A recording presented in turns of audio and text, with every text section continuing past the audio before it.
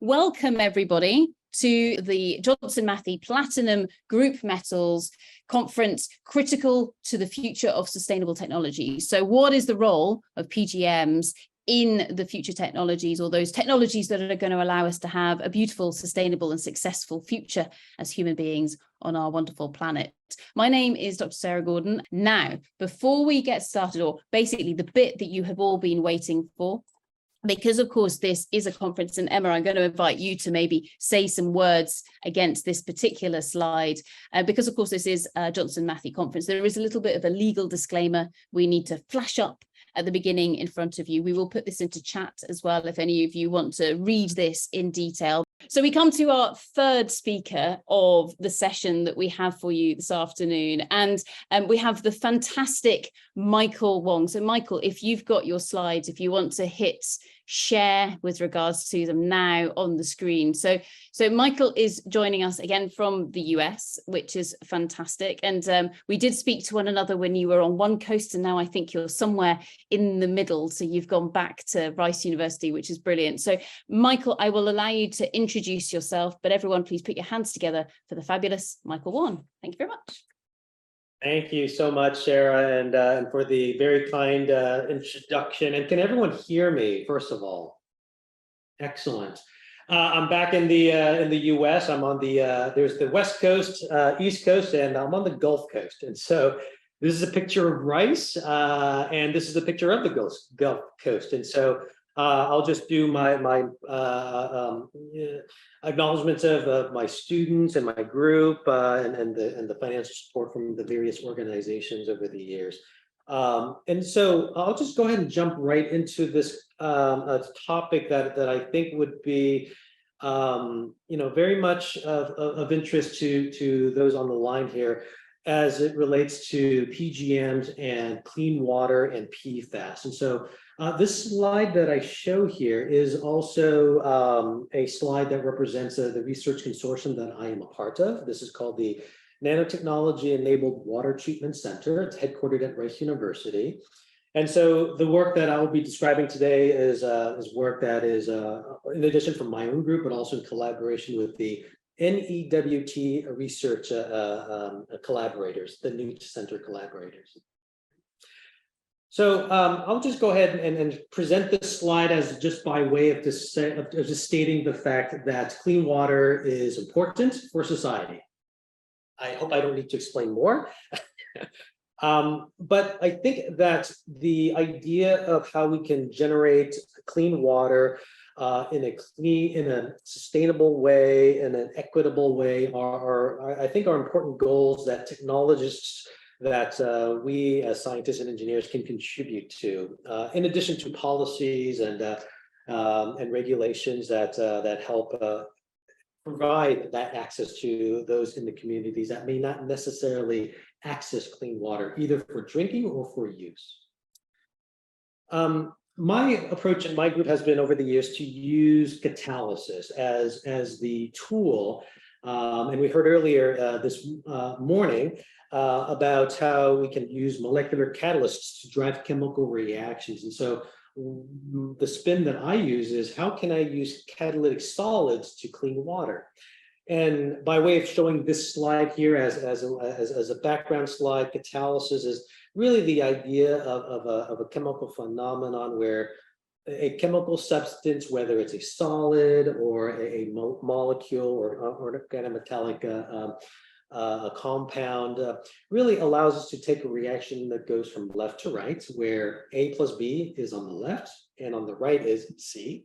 How we can carry out this reaction at a lower temperature, pressure, milder conditions, and without a catalyst. There's an activation barrier that's relatively high, but in the presence of this catalytic substance, we create an alternative pathway where the activation barrier is lower. And we see this in our day-to-day lives, and those who drive cars and motor vehicles. The three-way catalytic converters based on PGMs is the best use of precious metals and nanotechnology for environmental applications, specifically for air pollution control. But we also see catalysis in our day-to-day lives, such as using enzymes to clean our contact lens, but also in the food products that we use in our day-to-day lives. So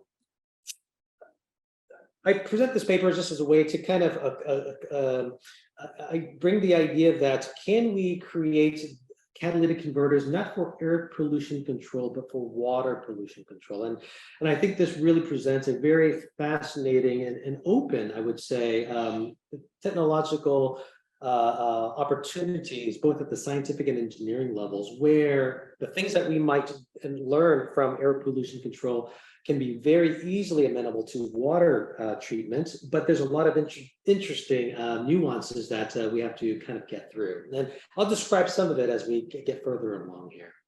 But the idea of a catalytic converter to clean water, that's been something that I think is borne fruit scientifically, but also to actually clean water in a practical way. This really was motivated by my research from my group years earlier, where we posited the idea that looking at composites of palladium and other platinum group metals with gold would enhance the catalytic properties to run a chemical clean water reaction called hydrodechlorination. And we found that, in fact, this chemistry works very well. And I present this as one of the first examples of a reaction where we were able to break the CL bond very efficiently at room temperature in water, whereby palladium by itself does the reaction pretty well. But when you couple it with gold and create an alloy, and this alloy structure is what we call a decorated nanoparticle structure, we can really carry out this reaction going from left to right at 100 times X faster on a turnover basis. And that really presented a ton of that confidence that, you know, when we combine precious metals, platinum group metals with gold, especially, we can enhance the activity, selectivities, as well as resistance to realistic waters. And so from this basic beginnings of bimetallic nanoparticle catalysts, we've transitioned to the idea of how can we expand this chemistry to other types of water contaminants in water. And so over the years, we looked at other things besides TCE. We looked at other chloride-containing compounds, really compounds that are anthropogenic in nature, things that contain other heteroatoms besides chlorine, includes nitrogen. We know how to break that down very easily now. And PFOA, you see that little structure down at the bottom right-hand corner. That was very problematic for us, you know, over 10 years ago, where we thought, oh, if we can break the CCl bond pretty easily, we can surely break the CF bond pretty easily too. No, it was very, very tough. We couldn't get it to go. And we actually stepped away from trying to do metal reductive chemistry to treat PFOA and other PFAS. We were challenged by this chemistry. And so by trying, and then we went back to the drawing board. We said, well, why is it that the CF bond is so hard to break compared to Cl, to the chlorine carbon bond? And so we went back to the drawing board, and we had other molecules that we wanted to address as well. And several years ago, we decided, let's go ahead and come back to this PFAS problem. Now, for those on the line who may not be necessarily knowledgeable or practitioners in terms of the PFAS issue here, I'll go ahead and just present this slide here. It's from the Guardian, which we a couple of years ago, and we see articles about the PFAS problem in the media these days. Almost every week, there's something that's dangerous, prevalent, and suffice it to say, PFAS is a worldwide problem that really comprises a number of molecular structures that are persistent, bioaccumulative, toxic, and is everywhere in the environment. And there's a lot and continuing accumulating data point that indicates that there's detrimental health effects due to the presence of these PFAS compounds in water. Okay. There's a lot that's out there. PFAS is not just one or two compounds, it's over 5,000 substances. depending on how you categorize it. They are chemical based, or they're solids based, or polymer based. And the two most prevalent PFAS compounds are the ones shown at the bottom left. So there's a lot of acronyms, by the way. So PFOA is perfluorooctanoic acid, and PFAS is perfluorooctanoic octane sulfonates. Anionic surfactants, essentially, and these molecules are no longer manufactured in the US, but they are in the environment due to its legacy use over the decades. So these things are out there in addition to all these other PFAS compounds that have been developed to replace PFOA and PFAS. Another way to categorize PFAS is to look at its usage and application areas. I draw your attention to this review article that came out in Science last year, and all PFAS comes from calcium fluoride, manufactured through hydrofluoric acid as an intermediate. But you can see that its properties as a class of materials is very, very useful. Used in a variety of applications. And so these things are useful. They are not ending up in the environment because it's useless, because it's so useful, it's ended up in the environment at the end of its use. And because of the prevalence of these various types of PFAS, it's circulating in our environment right now, whether it's in water, in the solid form, in the air. And it's in locations around the world where it's not industrialized, but the transport of PFAS is worldwide. Okay? What do we do about it? So there are traditional ways of treating contaminated waters and solids, and so PFAS represents another type of contaminants, but because of its unique physical properties, a lot of these conventional technologies do not work well against PFAS. PFAS is quite resistant to removal, and it's quite resistant to degradation, whether through natural degradation, but also through artificial degradation routes to break down PFAS. It's a huge challenge. So my group and others in the world have been looking at catalytic approaches to break down and to destroy PFAS. I'll just present this slide because I think this is an important thing that we might come back to. Is just, as we think and march forward towards regulating PFAS, the definitions of PFAS is quite important, and I would just present this as background information. In the U.S., the Environmental Protection Agency defines PFAS in the quotation down at the bottom left. PFAS are chemicals with two at least adjacent carbon atoms. ... The OECD uses the definition presented by the European Chemicals Agency, and they define PFAS as fluorinated substances. So it's not enough that materials contain the CF bond, but the amount of CF bonds and this molecular structure are important. And on the right-hand side is just representative of certain compounds that fit both definitions, or one but not the other, or vice versa. Okay?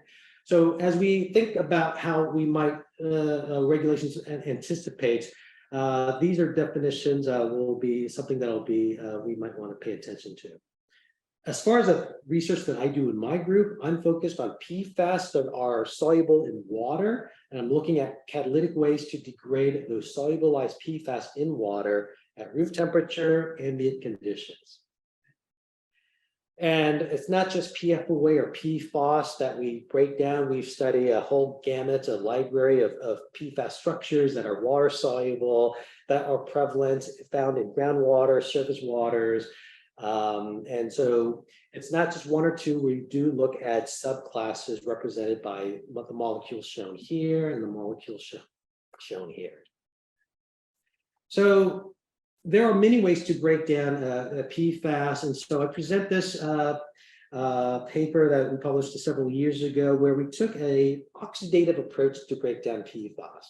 Remember, we looked at this problem, over 10 years ago, and we had trouble breaking the CF bond, and we went back to the drawing board and we said, okay, well, let's come up with something that could break the CF bond through oxidative pathway. And I just present this as one example of where we can design a photocatalyst that can break down a PFOA and other types of PFAS at room temperature in water using light, using a commercially available material. So, and the chemistries here is quite interesting. We can use precious metals to enhance the activity. That's other people have done that. It's nice to see. But what's very interesting is that for certain molecules that break down perhaps not so well under oxidative pathways, perhaps the reductive pathway might be an alternative way to consider destroying PFAS. So then we started to work with our collaborators within the Newt Center, and especially those at Arizona State University. And we were able to come up with, and really come up with a reductive approach that did work to degrade PFAS, specifically PFOA and other types of PFAS compounds. I will provide a little bit more detail shown in this one slide here, but I wanted to give everyone here a sense of just where things are at. And we only published it about 1.5 years ago. And this really represents, I would say, the first time that we can take this chemistry in a scalable fashion that is based on palladium. And then there's a companion paper that we looked at palladium catalysis augmented by other precious metals that opens up other types of water conditions that allows us to break down PFAS in a faster way. So these are things that are happening right now. And I'm not saying this is the best way to do it, but I'm saying this is one of many ways that I think can be very fruitful. And this is just the beginning. Now, in the next couple of slides, I'll just present to you what is the chemistry behind this reductive pathway to break down PFOA. Well, this is based on this concept of a flow reactor that we call the MCFR. It's the membrane catalytic film reactor. And this picture shows the flow of water where you can see the little inlet here that you can see the PFOA and the PFAS would enter this reactor. And this flow would circulate outside of this bundle of fibers going from left to right. And as the water containing the PFOA and PFAS flows around this bundle of membranes, the fibers here, what's drawn here are fibers that are hollow in nature, and that hydrogen gas is flowing inside these hollow fibers, and that the hydrogen permeates from the inside out. As it permeates inside out, the hydrogen dissociates when it comes in contact with the palladium that's overcoating the hollow polymer membrane fiber. When it does that, the hydrogen is activated, and then now the palladium is hydrogenated to be able to then absorb and react with the adsorbed PFOA as the flow goes from left to right. And as we do that, I'll show you results in the next couple of slides here, that the flow that exits this flow reactor shows the PFOA defluorinating and generating fluoride ions. And in this format, we actually can see for the first time palladium can break down PFOA through a chemical hydrodefluorination. The way these membranes look, these hollow fibers, if you look on the top here, on the left-hand side are the hollow fiber membranes. They're made of polypropylene. They are permeable to outflow hydrogen. And without palladium, it looks like a plastic material. There's no color to it. But then as we go from left to right, we can deposit varying amounts of palladium. And so as we go from left to right, you can see that the palladium overcoats the polymer surface with increasing amounts of palladium. And so on the most right-hand side, we have an overcoating of this catalytic film that is composed and comprised of palladium nanoparticles that are agglomerated to form a fairly uniformly thick, on the order about 50 nanometers thick. This is the data that got us very excited. On the left-hand side, the y-axis is the PFOA concentrations, about 100 micromolar. X-axis is a duration of the contact time on the order of hours. Without the palladium, PFOA does not go away. There's maybe some adsorption of the palladium of the PFOA attached to the membrane, but very minor, and there's certainly no fluoride ions being released. We do the same measurements, but on the right-hand side, there is palladium on the surface, and you can see that the PFOA concentrations start to go down, and that the fluoride ion concentrations start to go up. The fluoride ion concentrations going up is a clear indication of the CF bond breaking. Based on this data, and also looking at the products that come out of the reactor, we can see that the PFOA, which is fully fluorinated, now is no longer fully fluorinated, but we generate partially fluorinated versions of PFOA.